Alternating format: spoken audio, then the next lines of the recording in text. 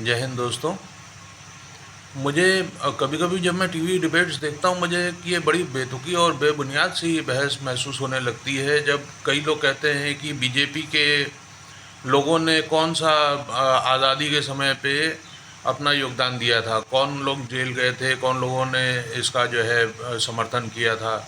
और यहाँ तक भी और भी आगे बढ़ के कह देते हैं कि ये तो चाहते थे कि हिंदुस्तान गुलाम रहे और पता नहीं क्या क्या आगे बकवास करते चले जाते हैं। और सबसे बड़ी बात है कि इसका जवाब भी बीजेपी के लोग नहीं दे पाते हैं। दोस्तों, बहुत सारे मेरे ऐसे जानने वाले पुराने लोग मिल जा रहे हैं जो ये बता रहे हैं कि हम लोगों ने आज़ादी के समय में अपना योगदान दिया था। हम सब उस समय जो कांग्रेस जिसको कहा जाता है कि इन मतलब जो जो उस समय की कांग्रेस थी, जो ओरिजिनली जो कांग्रेस थी जो आज़ादी के लिए लड़ रही थी, तो वो कांग्रेस और ये जो इस समय की कांग्रेस है, जो पॉलिटिकल कांग्रेस है, ये दोनों चीज़ें अलग अलग हैं। आप लोग दोनों को इसको जो है मिक्स कर लेते हो। उस समय सिर्फ एक ही ये अम्ब्रेला ऑर्गेनाइजेशन थी कांग्रेस, जिसके तहत सारे के सारे हिंदुस्तानी अंग्रेज़ों से लड़ रहे थे। इसके अंदर और भी बहुत सारे ऐसे हिंदुस्तानी थे जो सुभाष चंद्र बोस जी के साथ थे, और भी बहुत सारे लोग थे जो थोड़ा गांधी जो आइडियोलॉजी थी उससे अलग थे। वो भगत सिंह जी की और चंद्रशेखर जी की आइडियोलॉजी के साथ थे। लेकिन कुल मिलाकर के देखा जाए तो सारे के सारे इंडियंस जो है वो अंग्रेज़ों के ख़िलाफ़ लड़ रहे थे। सिर्फ ये जो कांग्रेस फॉर इंडिपेंडेंस जिसको कहा जाए, उस जो आज की कांग्रेस है वो और उस समय की कांग्रेस को आप दोनों अलग समझिए। ये दोनों एक चीज़ें नहीं हैं। तो उस समय की कांग्रेस के अंदर भाजपा के जो उस समय जनसंघ भी नहीं बना था, उससे पहले सारे ही लोग जो है लड़ रहे थे।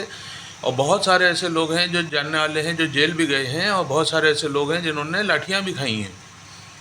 तो ये बेवकूफ़ी की और बेबुनियाद बात करना कि भाजपा के कितने लोग जो है आज़ादी की लड़ाई में साथ में खड़े थे, और जो और भी ये इन्होंने जो फर्दर नेक्स्ट बात की है कि वो तो चाहते थे कि इंडिया जो है आज़ाद ना होने पाए, तो ये भी बात बिल्कुल सही है।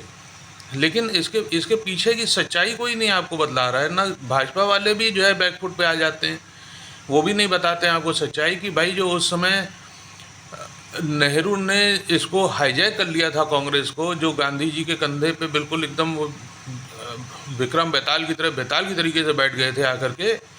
तो उसकी वजह से ये सारी नौटंकी हुई। जो नेहरू और लियाकत का पैक्ट हुआ था, उसकी वजह से ही तो श्यामा प्रसाद मुखर्जी अलग हुए, और उसकी वजह से ही तो उनको जो है जनसंघ बनानी पड़ी थी।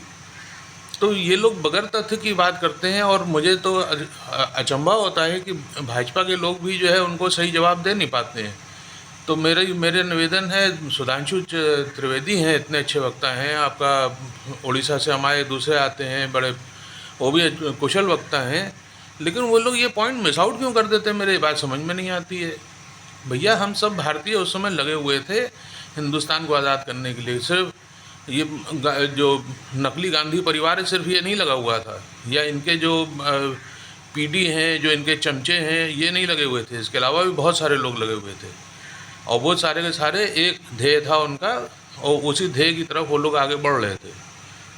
अब इसको ये सब बातों को जो है अंत कीजिए, और अब नेक्स्ट चैप्टर को जो है खोलने का समय आ गया है। जय हिंद।